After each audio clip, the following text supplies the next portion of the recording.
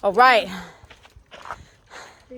What's up, friends, athletes? Welcome to the Saturday Ruck Edition, where we get after it on the hills of San Diego with a vest. Here we are. Yes. And we have Patriot. Patriot, look. We got the pup here. Patriot, look. Say hi. Say hi. Say look, good girl. Say love you. Actually, what the hell's that? Okay, let's keep going. Go, puppy. Come on. So today, me and Turner are just rucking here. Yeah. And what's the message, Leisha? What's the message for today? Whoa. Let's see. I don't know what's the message. Or what's on your mind? I definitely love the hard work pays off right here. That's so gold. Oh, yeah. So we're working on an incline here. Nice that you got And into nature, too. it's pretty much straight up. It's just hill Good girl. all the way up, straight incline. Yeah, bring it. Once you get to the top, makes the down easy. As you can see, I'm nice and glistening here. So we're working. And, you know, today I think we were really talking with a friend. And sometimes, you know, life can feel like a Job season. Oh, yeah. And everything can hit you at once. Hit you when you're down, you know? Sometimes that might feel like, okay, finances are getting hit. Health is getting hit. Maybe you got some family issues going on. Everybody can relate to all this because this is just what happens in life, you know? The one thing that I thought was really helpful, that I was thinking about, I heard this once, how when it comes to life, like someone told me, well, life is a set of problems. And once you realize that, you just become good at problem solving. And I love that, because then I'm not dreading problems and like, oh no, another adversity, right? It's more like it's expected. Like, oh yeah, well, that's life. So it's another challenge I'm dealing with. Cool. And once I kind of embrace that cool, life's full of problems, then it ain't nothing to it. It's like, well, something pops up. Like the other day, I had a really busy day. Something so simple like a flat tire. It's like, well, okay. One thing that I kind of really work towards is just becoming good at adapting and overcoming. Because no matter what, like, there's always going to be something. So I've just kind of told myself, all right, well, whatever pops up my way, I'm going to take this as a lesson. I'm going to learn from it. I'm going to adapt how I need to for the situation and then overcome it. I know the video quality here is not super optimal, but it's okay. We're taking you with us on a hike, so this is how it goes. So, you know, you're not alone if you're out there thinking, oh man, like, I'm feeling like I'm in a Job season. And it's like, life's hitting me one thing after the other. And I've been there. I think we all have. And so when you're in that struggle, it's like, what are you going to do about it? Well, first you acknowledge it, right? Like, I would acknowledge, like, hey, this is hard. I'm in a hard season. I always would get so annoyed with people who would be like, well, you know, it's just a season. It'll get better. It'll all work out. It's like, well, first acknowledge it. Hey, this sucks. This is hard. Going up this hill right now. Trekking out with a weighted vest. Holding the stupid phone. It's hard, but it's like, well, acknowledge it. Cool. Then, after you acknowledge it, then it's like, what am I going to learn from it? How am I going to take this, morph it into a lesson, grow from it, and just adapt and overcome it? So, the friend I was talking to today, you know, everything's hitting at one time. And I think as a friend, just being present, which a lot of people don't know how to do, what that really means, to me, that just means sitting with them. You know, not trying to make them feel better, not trying to dismiss their emotions or just brush things off.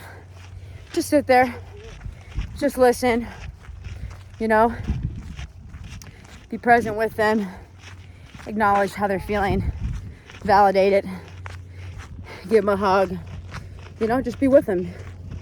Let them know they're not alone. in the struggle, you know, that you're there for them any way that you can help. You'd be happy to help. So that's my position right now. And coming up the mountain is when life hits all at once, or you're going through a hard season. Number one, acknowledge it. Acknowledge those emotions. Just don't let those emotions drive the bus, and make your decisions from that place of emotion. One thing I always thought about, taking a little pause here for the dog, was your emotions tell you something, right? But they shouldn't be basically how you decide to act, right? When you act from a place of emotion, it's usually not going to go so well. Learn that too in hard times. So acknowledge the emotion, learn how you can do better, and overcome. That's my takeaway for the hard things. Okay, now let's just get back into emotions for a sec. So, sounds so funny, but like I'm being a little wuss. My arms like cramping on the one side, so I'm like, I gotta keep pivoting. Okay, so emotions. Something I want to add to this when it comes to being present with people in a friendship, in a relationship, is that people can really only meet you at the level of depth, that they've met themselves. So this is something that if you haven't really looked inside your own shadows and your own darkness, which everybody has the capacity for evil and to do bad things. If you think that you never do those things, well, then you're part of the problem in denial, because everybody has the capacity to do evil. So you want to acknowledge that, and then look into your shame. Look into the depths of those dark places that you don't want to go. Emotion. Because the more you run from that, the darker it gets. What you avoid and what you don't release just increases. So I would challenge you, if you are going through a hard time, or even not, just to look at like the depths of yourself. And you're like, what does that mean, Kitty? Where do I start? Well, to be honest, I mean, I had to go to therapy for it, because like I need a professional. I need professional help. It's not like, you know, when it comes to working on yourself, like that's an easy thing. Like I always had a coach. As an athlete growing up, I always had a coach. I have a coach now for my lifting. I got a coach for my business. I'm looking for a spiritual director. That's my next thing, finding like a spiritual director. Maybe like a female that's married, that has the things I would like to have, like a good marriage, kids, those kind of things. But for me, it took finding a mentor, a good therapist, because, you know, it's kind of like doctors and like physical therapists, fitness coaches too. It's like you got to find the right one that works for you. Not everybody's created equal as far as like, you know, best option for that particular person. So same thing with therapy. And I'm talking about therapy because whenever I go in the mountains and in nature like this, that's where I feel close to God. That's where I feel connected to my heart and my emotions. And even like when I come out here with friends, it's like that's where we have these mountain talks. I posted last week on my Instagram about mountain mental health talks.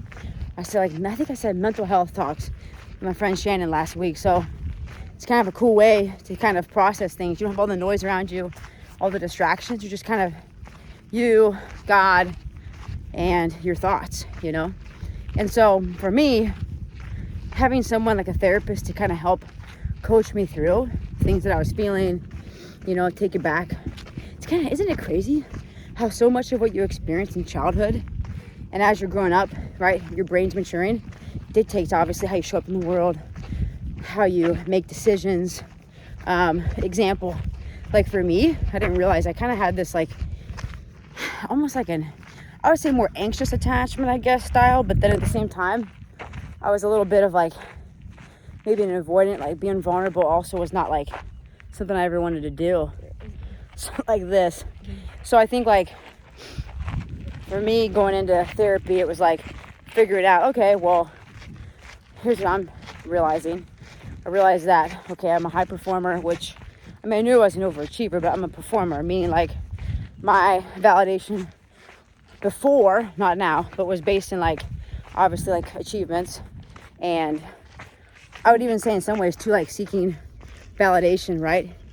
From other people. Like, oh wow, well you got a doctorate in physical therapy. Like I didn't go in it for that reason, you know? But it's like, okay, I guess that's there.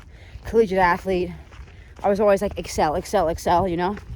And not that I don't want to excel now. I still have goals. I think that's always important. But it's not rooted in like insecurity or the need to perform or perfect, you know? Now it's just like, okay, well I need to use my talents and skills that God gave me. And even to grow as a human and to grow my capacity, then I have to go do hard things. Hard things being in physical realm, in the spiritual realm, do hard things emotionally, have hard conversations, grow, all that good stuff. So yeah, so back to therapy. It's like once you try to, like, you think about all the relationships that you've had. Let's go like into romantic relationships. It's like, I don't know, anytime like something doesn't work out, for me, I want to get to the bottom of it. And typically that means taking a good hard look at yourself.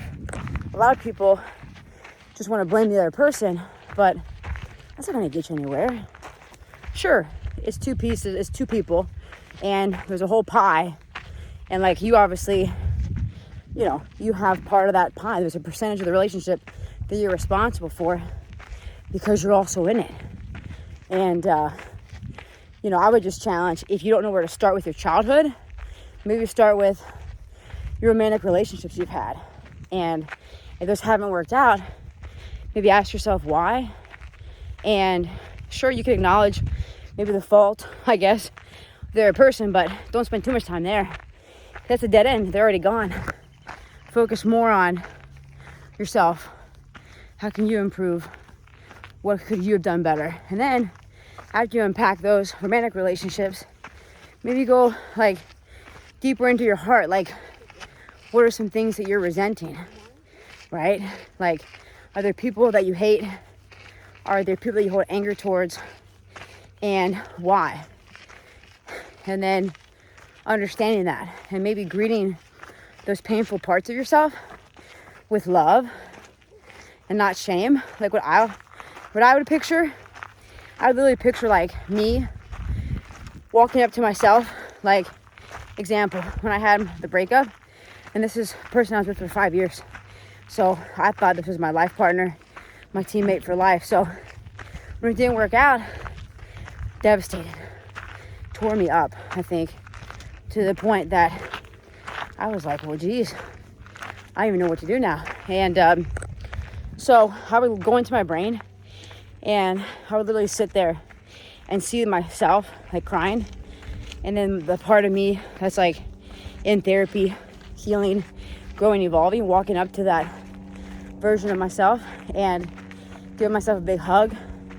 And I remember telling my therapist how I would visualize a ball right there, and it was like my prior self that was crying, and then my little kid Katie, like myself as a child, inner child stuff there, was like there also, and they're crying, and they're maybe touching this ball that's blue. And I kind of think of the movie Inside Out. So good. Like, I think for all adults, you know, watch it too. How to like identify emotions and connect with what's going on inside you.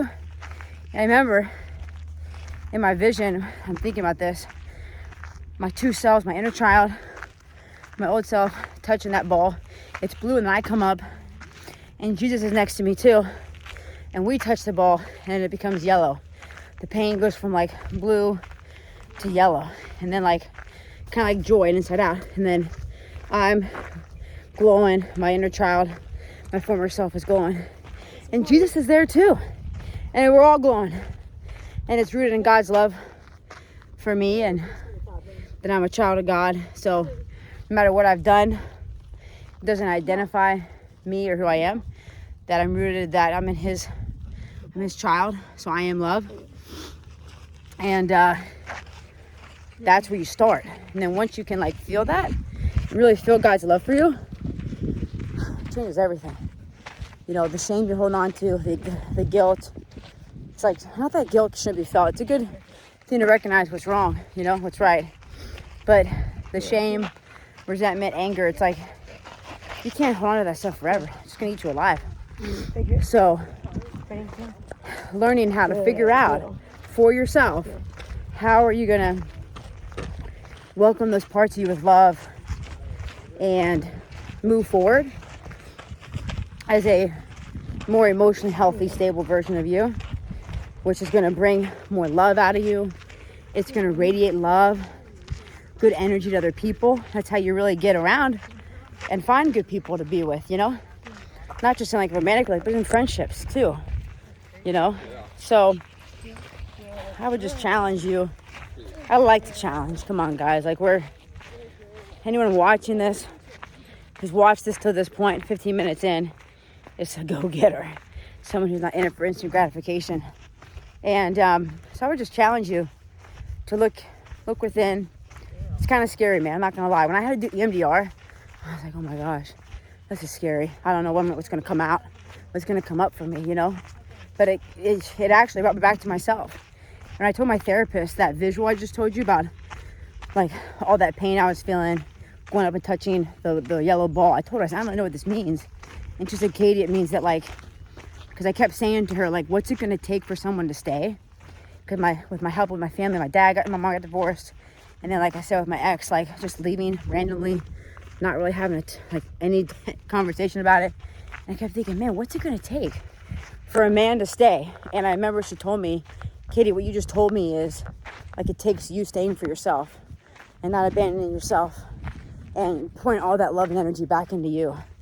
And so that's what I did. And I'll tell you, best money spent going to therapy, being with God, you know, going to church, being in your Bible, being out here in nature, game changing, and being around the right people, you know.